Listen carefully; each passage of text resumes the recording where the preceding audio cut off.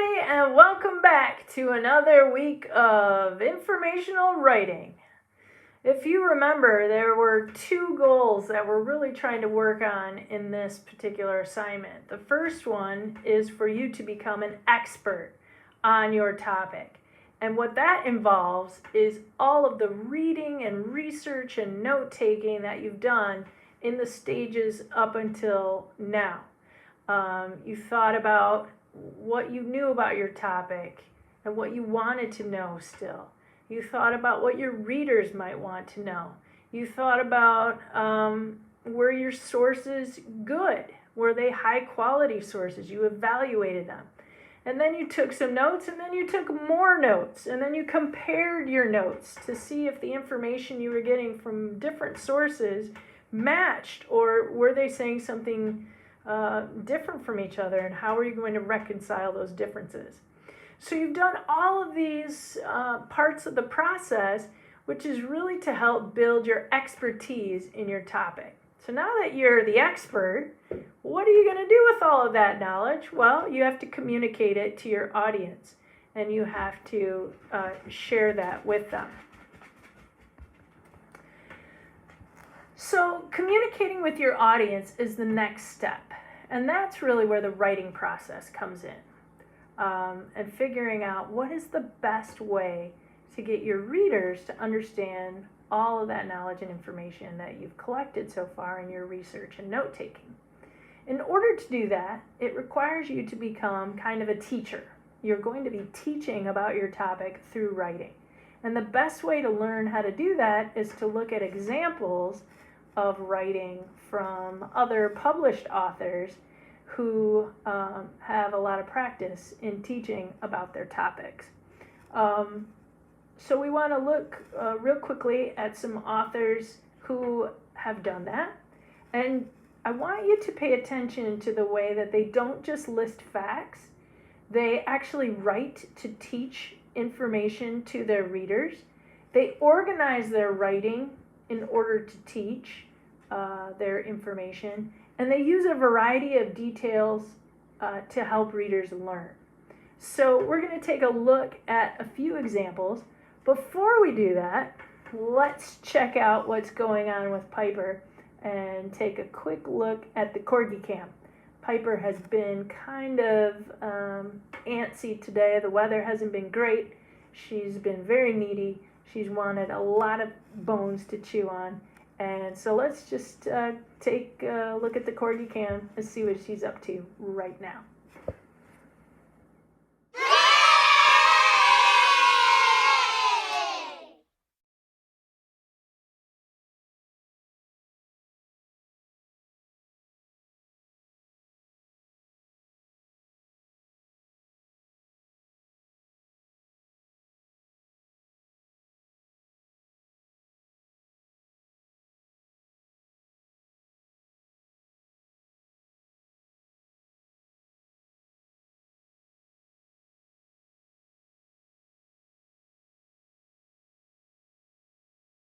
Let's take a look at some examples of published authors to see how they present their information and teach their readers about their topics. The first one that I want to take a look at is this book by Anne Lamott called Bird by Bird. And I want to start with that one because she is teaching her readers about how to be writers. And I thought this would be a good one to start with. So if we look, I think it's down here. Yes. I also remember a story that I know I've told elsewhere, but that over and over helps me to get a grip. 30 years ago, my older brother, who was 10 years old at the time, was trying to get a report on birds written that he'd had 3 months to write, which was due the next day. We were out at our family cabin in Bolinas, and he was at the kitchen table close to tears, surrounded by binder paper and pencils and unopened books on birds, immobilized by the hugeness of the task ahead. Then my father sat down beside him, put his arm around my brother's shoulder, and said, "Bird by bird, buddy. Just take it bird by bird."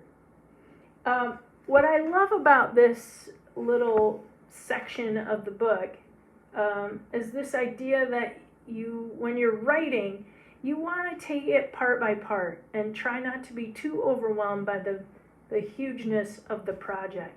So she uses a little personal anecdote in order to teach us that. I want to look next at this book, which is called The Home Place, Memoirs of a Colored Man's Love Affair with Nature by J. Drew Lanham. I had a chance to hear this author speak at Aquinas College a couple of years ago. But I want you to see how he sets up the opening of his book, which is a memoir, but it also gives a lot of information about the place where he lives. It was home, Edgefield, South Carolina, a small county on the western edge of the Palmetto State. The county's name is well earned, with its western flank tucked tightly against the banks of the once mighty but now dammed Savannah River on the edge ecologically between upstate and the low country. Edgefield contains an incredible natural wealth of mountain, Piedmont, and coastal plain. Among South Carolina's 46 counties, Edgefield is not large, covering only some 500 square miles. The political boundaries drawn by human hands give it the appearance on maps of a cartoonish chicken's head, its squared-off comb to the north, huge triangular beak pointing east toward the Atlantic, and shortened neck jutting to the southwest. Nature sketched the westward boundary where Stevens and Turkey Creeks skirt along the raggedy rear of the bird's head and form the long border with McCormick County. What's interesting to me about this particular passage is that he's beginning to share with us a picture of the area that he wants to talk about, known as the home place. But he's putting in little facts and details in a way that we don't even realize he's doing it. He's given us sort of how many counties are there, what the county political borders look like. And he's doing it in such a descriptive way that it totally doesn't stand out as just a list of facts about the county that he's writing about. This one I thought was kind of interesting because the topic is, this is an essay in a book called The Best American Science Writing from 2011. And the essay is The Mess He Made by Michael S. Rodenwall. It's actually a piece that was published in the Washington Post, and it was considered one of the best pieces of that year, which is why it ended up in this collection. And it's about hoarding or hoarders. And I wanted you to see how this author incorporated some of his research, some of his learning to teach us about hoarding. Like most people, when I think of hoarding, the images that come to mind are the horrific scenes of uninhabitable homes that enter our living rooms during sweeps week. We watch these TV tales in the same way that we slow down for multiple vehicle pileups on the Beltway. A couple of years ago, in an episode titled Inside the Secret Lives of Hoarders, Oprah Winfrey visited a Rockville couple whose 3,000 square foot home was overflowing with 75 tons of garbage. I went looking for the clips the other day on Oprah's website, and the page about the show shouted, "Uncover what's behind a hoarder's closed doors." I felt my stomach turn. The exclamation point to me screamed, "Freak show here, step right up." For many Americans, these are hoarders. No further details needed. But as I now know, that's not the whole story. And then he goes on to talk about reading another book about the world's foremost hoarding expert, titled Buried in Treasures, Help for Compulsive Acquiring, Saving, and Hoarding. The book prompted a double take from the cashier when I paid for it at Barnes & Noble. Usually I don't ask for a bag. This time I did. The book includes a questionnaire Frost devised to identify hoarders. Reclining in my living room, lazy boy, I pulled out one of my favorite fountain pens and took the test. I have hundreds of fancy pens, vastly more than I could ever use. One question was, how much does clutter in your home interfere with your social work or everyday functioning? Think about things you don't do because of clutter. So what I want you to see here is that this author, he's talking about his own experience with hoarding from his personal anecdotes or his personal stories, much the same as Anne Lamott did in her book about how to become a good writer. but he also incorporates these other sources that he looked at for his research. He talks about the Oprah Winfrey Show. He talks about the book that he purchased at the Barnes & Noble.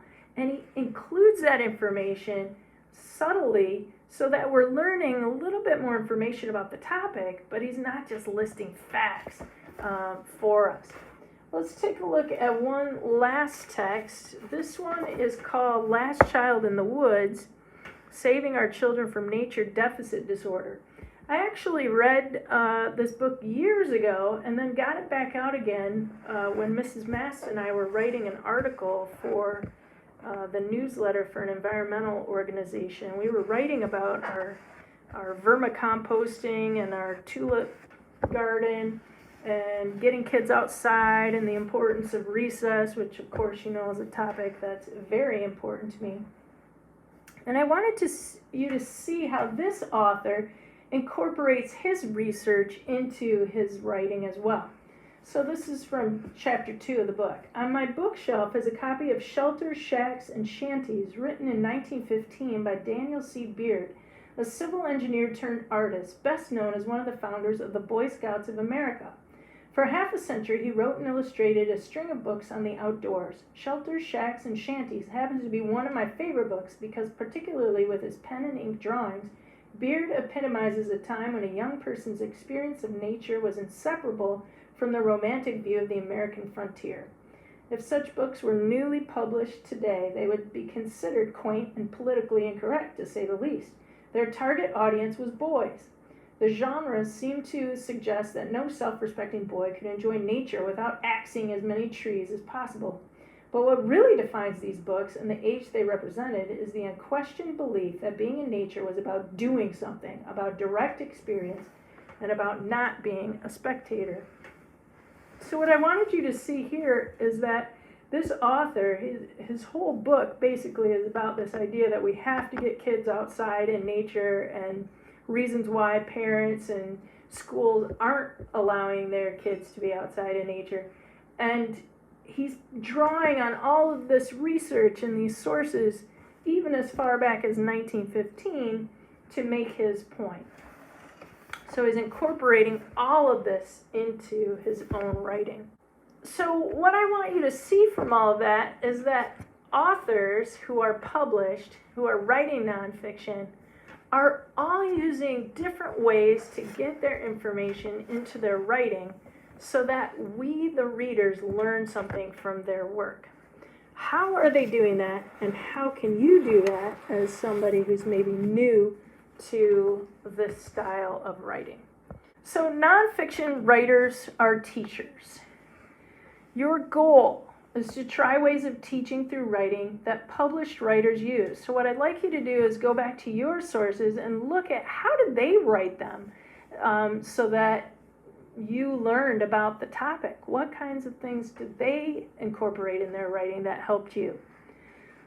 First of all, authors pick topics they and their readers will love. And that's what you've done. You've picked a topic that you love and that hopefully your readers will love as well. And then they break them down into subtopics. For today, I'd like you to make sure that you have at least 3 subtopics for your writing. I want you to list them, and I want you to write a few facts from your research about each of your subtopics. So let's say you have 2 facts for each of your 3 subtopics. That's a total of 6 facts, okay? Authors organize writing into parts. Here's where you have to start thinking about how is your paper going to be organized. Maybe it's going to be a sequence. I'm thinking of Peter's research on Lin-Manuel Miranda. Maybe he's going to talk about the first part of Miranda's life, maybe his growing up, maybe his early career, maybe life after Hamilton. So it might be a sequence of events. The work that I'm doing, researching frogs and the environmental impacts on frogs, is more of a cause and effect structure. So I'm looking at what are the environmental causes that are impacting the frog population, what's the effect of that, and then what is the bigger picture saying about our treatment of the environment as a result.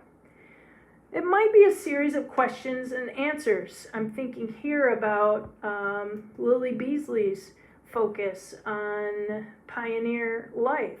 And she might have a series of questions like, what were some of the challenges that pioneers faced in their daily lives? Or what was particularly difficult for women living during pioneer times?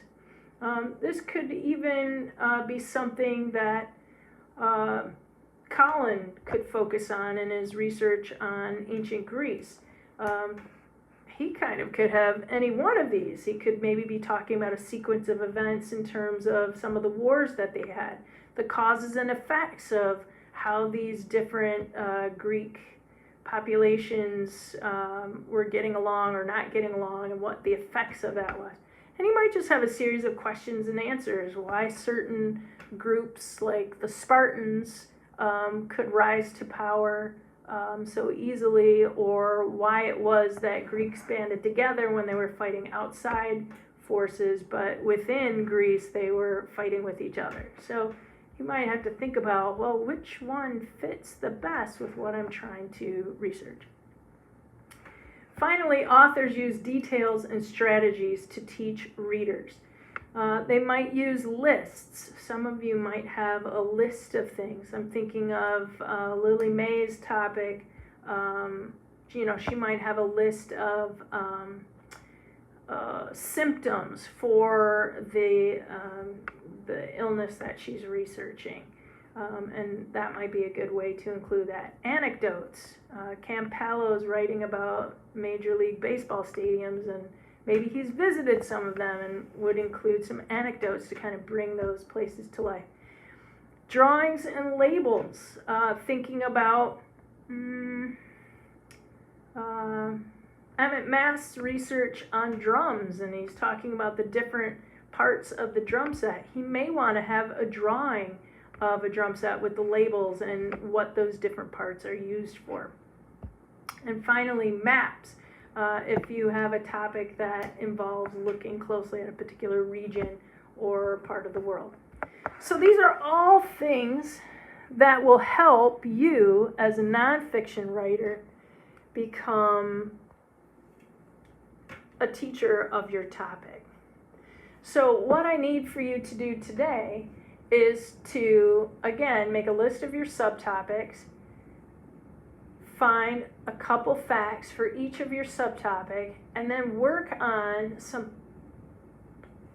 starts of writing some paragraphs about those subtopics. Maybe just start with one subtopic, couple facts, and how are you going to bring that to life to teach your readers about the information?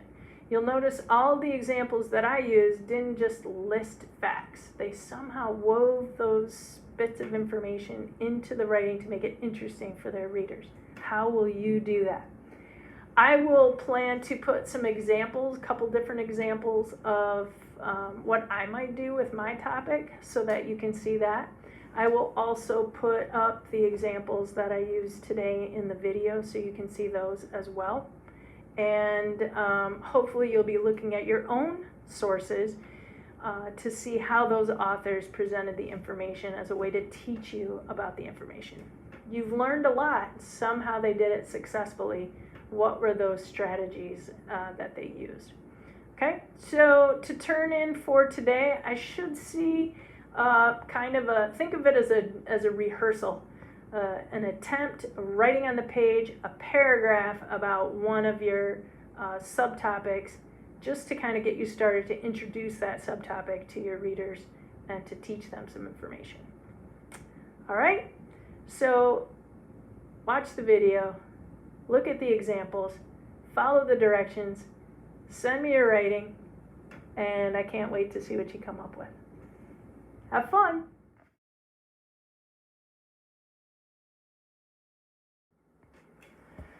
So let's take a look at some examples. These are texts that I've just pulled from my shelf. There are a few that I think are pretty relevant. Take 5.